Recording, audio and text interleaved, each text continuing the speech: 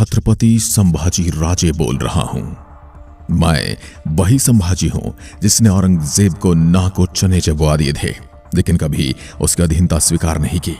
मैं वही हूं जिसके भय से मुगल शासक औरंगजेब इतना परेशान हो गया था कि उसने अपने सिर पर अपने मुकुट यानी अपनी पगड़ी को भी धारण करना बंद कर दिया था। मैं वही संभाजी हूं जिसने मात्र 9 वर्ष की उम्र में 1200 किलोमीटर की यात्रा तय की और 13 वर्ष की उम्र में 13 भाषाओं के ज्ञान सहित कई ग्रंथों की रचना की। मैं संभाजी जिसने अपने शासनकाल के दौरान 120 से ज्यादा युद्ध लड़कर विश्व रिकॉर्ड बनाया। मैं संभाजी उन्हें छत्रपति शिवाजी महाराज का पुत्र हूं जिनके अद्वितीय शौर्य और पराक्रम के किस्से आपको भारत में बच्चे बच्चे के मुंह से सुनने को मिल जाएंगे। मैं वही संभाजी हूं जिसको औरंगजेब के द्वारा लगातार 9 साल तक युद्ध में हराने और बंदी बनाने की कोशिश की गई, लेकिन एक बार भी सफल न हो सका। आखिरकार उसने बंदी बनाने के लिए छल का सहारा लिया और ऐसी कठोर यातनाएं दी गई जिनको आप सहन तो क्या अपनी आंखों से देखोगे तो भी आपकी रूह कांप जाएगी। लेकिन फिर भी मैं मरते दम तक हिंदुत्व पर टिका रहा और इस्लाम को कबूल नहीं किया और औरंगजेब का दक्कन पर अधिकार करने का स्वप्न चूर चूर हो गया। मैं अपने पिता छत्रपति शिवाजी महाराज को नमन कर वीडियो की शुरुआत करता हूं। मेरा जन्म 14 मई 1657 को पुरंदर किले में पिता छत्रपति शिवाजी महाराज और माता सई बाई के यहां हुआ। पुरंदर किला जो महाराष्ट्र पुणे के पश्चिमी घाट पर स्थित है।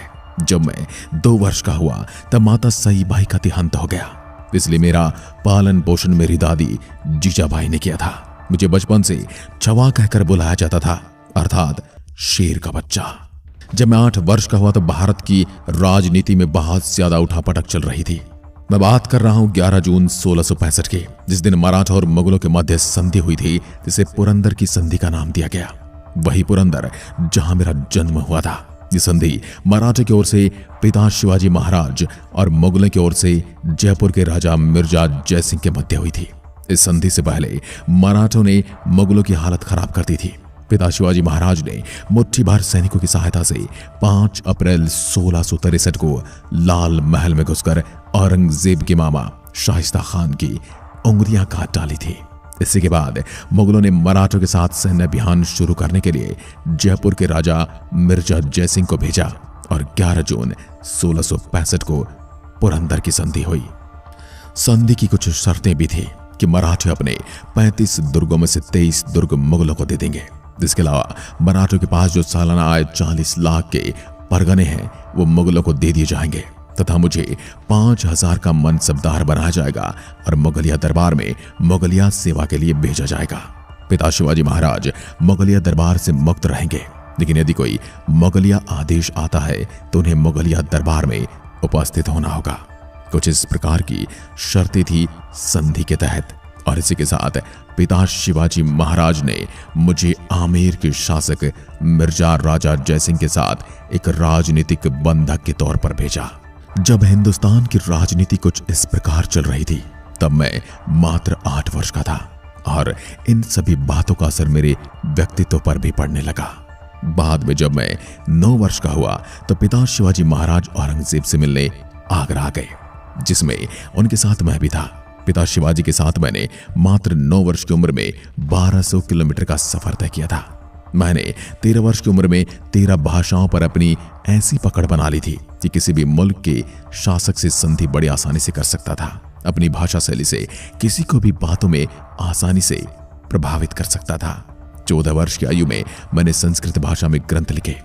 इन ग्रंथों के नाम बुद्ध भाषणम, नखशिक और नायिका भेद तथा 7 शातक है। 3 अप्रैल 1680 मराठा साम्राज्य के लिए बहुत बुरा दिन था। इस दिन पिता महाराज शिवाजी महाराज का स्वर्गवास हो गया। पिताजी की मृत्यु तक मुझे पन्हाना के दुर्ग में रखा गया। अब मैं पन्हाला के अंतर्गत था तो उत्तराधिकारी पद को लेकर इस प्रकार की व्यवस्था बनाई गई कि मुझे उससे दूर रखा गया। पूरे खेल में राजा राम की माता सायराबाई, इसके अलावा रायगढ़ के कुछ मंत्री शामिल थे। उनमें प्रमुख नाम था अन्नाजी दत्तो, जिन्होंने मिलकर राजा राम को अगला शासक बना दिया। लेकिन इससे मराठे प्रसन्न नहीं थे और बहुत सारे वहां के मंत्री भी इस फैसले से प्रसन्न नहीं थे। कमांडर इन चीफ जो हबीब राव मोहिते थे वो भी इस फैसले से नाराज थे। ये लोग धीरे धीरे वहां से निकलकर पन्हाला के दुर्ग में इकट्ठे होने लगे और मैंने पन्हाला के दुर्ग को अपने अधिकार में ले लिया। इसके बाद मैंने अपनी सेना तैयार की और हबीब राव मोहिते ने अन्नाजी दत्तो और रायगढ़ के सभी मंत्रियों को गिरफ्तार कर लिया और मेरे समक्ष पन्हाला के दुर्ग में पेश कर दिया, जिसमें मैंने उन्हें कैद में डलवा दिया। लेकिन बाद में मैंने उनकी सजाएं माफ कर दी और उन्हें कैद से आजाद कर दिया। लेकिन जब फिर से अन्नाजी दत्तो षड्यंत्र में लीन थे, कैसे मेरे भोजन में जहर मिला दिया जाए और मुझे मार दिया जाए, तब मैंने अन्नाजी दत्तो के हाथ पैरों में बेड़ियां डलवाकर उन्हें हाथी के पैरों तले फिकवा दिया था। हाथी के पैरों तले कुचलने से अन्नाजी दत्तो की मौत हो गई। फिर मैंने पन्हाला के दुर्ग में 20,000 की सेना तैयार की और रायगढ़ के दुर्ग की ओर निकल पड़ा। मैंने 18 जून 1680 को 20,000 की सेना के साथ प्रवेश किया, लेकिन वहां पर विरोध करने वाला कोई न था, क्योंकि विरोध करने वालों को तो पहले ही कैद में डाल दिया गया था और राजाराम अभी तक 10 वर्ष का ही था, क्योंकि उसका जन्म 1670 में हुआ था। अभी वह बालक ही था, इस कारण मैंने उसे कुछ नहीं कहा। जुलाई 1680 को मैं रायगढ़ की गद्दी पर बैठा और औपचारिक रूप से मेरा राज्याभिषेक 16 जनवरी 1681 को हुआ। मैंने छत्रपति की उपाधि धारण की और कवि कलश को अपना सलाहकार नियुक्त किया। मेरे शासक बनने के बाद मैंने उस अभियान को जारी रखा जो मेरे पिता महाराज छत्रपति शिवाजी महाराज के द्वारा चलाया गया था। मैं गोवा में पुर्तगालियों पर आक्रमण किया और मैसूर पर भी आक्रमण किए। इसके साथ ही मैंने अंग्रेजों के साथ संधि की और मुगलों के खिलाफ अभियान को जारी रखा। 1687 का युद्ध जो मराठों और मुगलों के बीच हुआ था, जिसे वाही का युद्ध कहा जाता है, यह जहां लड़ा गया था उस स्थान को वाही कहा जाता है। यह वाही का क्षेत्र वेस्टर्न घाट के पूर्व की ओर आता है और यह युद्ध महाबलेश्वर पर लड़ा गया था, वह भी वेस्टर्न घाट पर आता है। उस वक्त वहां आज के मुकाबले बहुत घना जंगल हुआ करता था। जंगल का रास्ता था, खाई थी, तंग रास्ते थे जिन्हें नाल कहा जाता है। इतनी अधिक परेशानी आती थी सैनिकों को चलने में, साथ ही हथियार लेकर चलना होता था। इस क्षेत्र में मराठा युद्ध करने में काफी माहिर थे, लेकिन मुगल ऐसे इलाकों में लड़ने के लिए माहिर नहीं थे।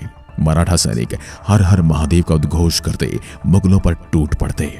हमने 1687 में मुगलों को पराजित किया, लेकिन इसी बीच कमांडर इन चीफ हबीब राव मोहिते मृत्यु यानी वीर गति को प्राप्त हो गए।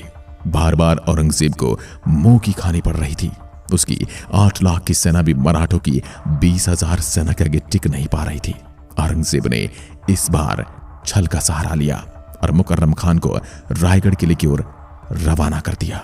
मुकर्रम खान रायगढ़ पर आक्रमण करने के लिए सेना के साथ तैयार था। जब यह सूचना मुझे लगी तो मैं सतारावाई महाड़ रास्ते से रायगढ़ की तरफ निकला, लेकिन तब तक मुकर्रम खान अपनी सेना के साथ कोल्हापुर तक पहुंच चुका था। जब यह जानकारी मुझे लगी तो मैंने अपना रास्ता बदलने का निश्चय किया। इस बार मैंने संगमेश्वर मार्ग के चिपलन खेड़ मार्ग से रायगढ़ जाने का रास्ता बनाया। धन के लालच में गणोजी शिर्के ने मुकर्रम खान के साथ मिलकर आसपास के क्षेत्र में दंगा करा दिया, जिसके चलते सभी लोग सहायता के लिए अपने परिवार समेत मेरी शरण में चले आए। संगमेश्वर के लोगों के लिए एक ही रास्ता था, मैं उनकी सहायता करूं, क्योंकि उन्हें अपनी जान का खतरा सता रहा था। जब संगमेश्वर क्षेत्र के लोग मेरे पास पहुंचे तो मैंने उनकी सहायता का वचन दे दिया। इसी आश्वासन को पूरा करने के लिए मुझे वहां 5 दिन रुकना पड़ा। इसी समय मुझे खबर मिली कि मुकर्रम खान कोल्हापुर से निकलकर संगमेश्वर की तरफ बढ़ रहा है। संगमेश्वर और कोल्हापुर की दूरी लगभग 90 मील की थी, जिसे तय करने में लगभग 10 दिन का समय लगता है। मगर गद्दार कणोजी शिर्के ने गुप्त मार्ग का रास्ता बता दिया था, जिससे 4-5 दिन में आसानी के साथ पहुंचा जा सकता था। 1 फरवरी 1689 को अपनी विशाल सेना के साथ मुकर्रम खान ने संगमेश्वर को चारों तरफ से घेर लिया। संगमेश्वर में मेरे पास मात्र 200 सैनिक थे, क्योंकि मैंने अपनी पूरी सेना रायगढ़ के लिए पहले ही भेज दी थी। अब किसी भी परिस्थिति में हमें युद्ध ही करना था, अन्यथा घेराव तो नहीं तोड़ सकते। फिर बचने का कोई उपाय नहीं था।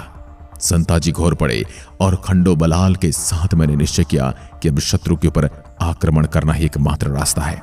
अपनी छोटी सी सेना के साथ हम मुकर्रम की सेना पर टूट पड़े। बहुत ही घमासान युद्ध हुआ। इस युद्ध में संताजी घोर पड़े वीर गति को प्राप्त हो गए, साथ ही खंडो बलाल बुरी तरह से घायल हो गए। मैं और कवि कलश घेरा तोड़कर बाहर निकले ही थे कि कवि कलश के दाहिने हाथ में तीर लगा, जिससे वह नीचे गिर पड़े। कवि कलश को बचाने के लिए मैं वापस आया, लेकिन तब तक 3000 सैनिकों ने हमें चारों ओर से घेराबंदी कर बंदी बना लिया था। मुझे और कवि कलश को लेकर मुकर्रब बहादुरगढ़ की तरफ निकला, लेकिन मुकर्रब खान को यह डर था कहीं मराठे उस पर आक्रमण न कर दें। इस डर से वह जितना जल्दी हो सके बहादुरगढ़ पहुंचना चाहता था। संगमेश्वर और बहादुरगढ़ की दूरी लगभग 250 मील थी, जिसे 13 दिनों में तय कर ली। 15 फरवरी 1689 का दिन था। मुकर्रब खान मुझे और कवि कलश को लेकर बहादुरगढ़ पहुंचा। औरंगजेब की सेना में 66,000 घोड़े, 4 लाख पैदल सैनिक, 50,000 ऊंट, 3,000 हाथी, कुल मिलाकर 7 लाख से भी अधिक सैनिक औरंगजेब की सेना में शामिल थे। ये बहुत ही विशाल सेना थी, जो कि लगभग 30 मील एरिया में फैली हुई थी। इस सेना से आप अंदाजा लगा सकते हो उस समय मुगल सेना में मेरा कितना भय था। जब मुकर्रब खान बहादुरगढ़ पहुंचा और खबर मुगल बादशाह औरंगजेब को सुनाई गई, तो पहले तो उसको विश्वास ही नहीं हुआ। मैं अपने महल से दौड़कर बाहर आया। जैसे औरंगजेब की नजर मुझ पर पड़ी, वह अपने अल्लाह का शुक्रिया करने के लिए जमीन पर दोनों घुटने टेक कर बैठ गया। जैसे ही वह नीचे बैठा, मेरे साथ खड़े कवि कलश ने कुछ कड़े शब्द कह डाले।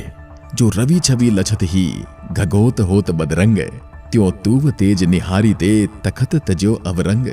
अर्थात जिस तरह सूर्य के प्रकाश को देखकर जुगनू का प्रकाश नष्ट हो जाता है, उसी तरह औरंगजेब अपना सिंहासन छोड़कर मेरे समक्ष आया है। जैसे ही कविता कवि कलश ने बोली, औरंगजेब आग बबूला हो गया और उसने अपने सेनापति को आदेश दिया कि तत्काल कवि कलश की जुबान काट दी जाए। उसी समय कवि कलश की जुबान काट दी गई। औरंगजेब का दरबारी इखलास खान मुझे बार बार ये आदेश दे रहा था कि मैं बादशाह को प्रणाम करूं, लेकिन मैंने ऐसा करने से मना कर दिया। इस बात से गुस्सा औरंगजेब ने तत्काल मुझे कारागृह में डालने का आदेश दे दिया। औरंगजेब के आदेश पर रोहिला खान ने मुझे सुझाव दिया कि यदि अपना पूरा राज्य सभी किले और खजाने उसे सौंप दूं तो मेरी जान बख्श देगा। मैंने इस बात से मना कर दिया। जिसके बाद मुगल अपने उस उद्देश्य पर लौट आए जिसके लिए उन्होंने भारत पर आक्रमण किया था, जिसमें गैर मुस्लिमों को मुसलमान बनाना और जनता को लूटना और महिलाओं का शील भंग करना मुख्य कार्य था। मैं सब देखकर आहत हो रहा था। ऐसे में मुझे फिर से औरंगजेब का यह संदेश आया कि यदि मैं इस्लाम अपना लेता हूं तो मुझे ऐशोआराम की जिंदगी दी जाएगी, लेकिन मैंने साफ कह दिया कि आलमगीर देश का सबसे बड़ा शत्रु है और मैं ऐसी कोई संधि नहीं करूंगा जो मेरे राष्ट्र के सम्मान के विपरीत हो। कठोर यातनाओं के बाद भी न झुकने पर मुझे और कलश को कैद से निकालकर घंटी वाली टोपी पहना दी। हमारे साथ में झुंझुना बांधकर ऊंटों से बांध दिया गया और तोलापुर के बाजार में घसीटा जाने लगा। मुगल अपनी असलियत का परिचय देते हुए ये सब देखकर क्रूरता से हंस रहे थे, उपहास कर रहे थे। मंत्री कलश भी ऐसे में हार मानने वालों में से नहीं थे। वे लगातार भगवान का जाप कर रहे थे।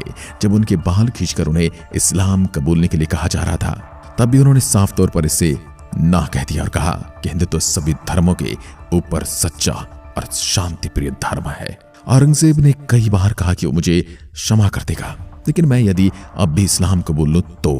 तब मैंने मुगलों का उपहास उड़ाते हुए कहा कि वह मुगलों के समान मूर्ख नहीं है जो ऐसे मानसिक विक्षिप्त व्यक्ति के सामने घुटने टेके।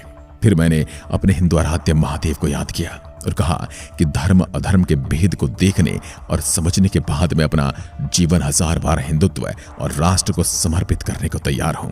औरंगजेब ने इससे क्रोधित होकर आदेश दिया कि इसको कठोर यातनाएं दी जाएं, नाखून उखाड़े गए, गांव पर नमक छिड़का गया, मेरी जीभ काटी गई। लेकिन औरंगजेब भूल गया था कि वो जीभ काटकर भी मेरे दिल और दिमाग से कभी देशभक्ति को अलग नहीं कर सकता। मैं अब भी मुस्कुराते हुए भगवान शिव की आराधना कर रहा था। मुगलों की तरफ गर्व भरी दृष्टि से देख रहा था। इस पर मेरी आंखें निकाल दी गई और मैंने फिर दोनों हाथ भी एक एक कर काट दिए गए। और ये सब धीरे धीरे हर दिन मुझे प्रताड़ित करने के लिए किया जाने लगा। मेरे दिमाग में तब भी अपने पिताजी वीर शिवाजी महाराज की यादें ही थी, जो मुझे प्रतिक्षण इन विपरीत परिस्थितियों का सामना करने के लिए प्रेरित कर रहे थे, ऊर्जा दे रहे थे। इतनी यातनाएं देने पर भी धर्म परिवर्तन नहीं किया। तब औरंगजेब ने कहा, हार गया संभाजी, मैं तुम्हारे आगे हार गया। अगर मेरे 4 पुत्रों में से एक पुत्र भी तुम्हारे जैसा पैदा होता तो आज संपूर्ण भारत पर मुगलिया सल्तनत का झंडा फहरा रहा होता। सर कलम कर दो इसका। 11 मार्च 1689 को मेरा सर दर्द से अलग कर दिया गया। मेरा कटा हुआ सर महाराष्ट्र के कस्बों में जनता के सामने चौराहों पर रखा गया ताकि मराठाओं में मुगलों का भय व्याप्त हो सके। औरंगजेब फिर भी मराठाओं पर अपना प्रभाव न जमा सका। मेरी मृत्यु के बाद मराठा एकजुट हो गए और औरंगजेब को वही दक्कन में मौत की घाट उतार दिया। उसके दक्कन पर अधिकार करने का स्वप्न एक स्वप्न ही रह गया और जो चूर चूर हो गया। तो दोस्तों, ये थी वीर मराठा योद्धा छत्रपति संभाजी महाराज की अमर कहानी, जिसे सुनना हम सभी भारतीयों के लिए गर्व की बात है। औरंगजेब ने हर तरह की कोशिश की कि किसी भी तरह से संभाजी इस्लाम धर्म को स्वीकार कर लें, लेकिन उन्होंने ऐसा नहीं किया और इस्लाम धर्म को कबूल करने के बजाय खुशी खुशी मौत को स्वीकार किया। यदि आपको वीडियो पसंद आई हो तो लाइक कर छत्रपति संभाजी महाराज के लिए 2 शब्द कमेंट में अवश्य लिखें।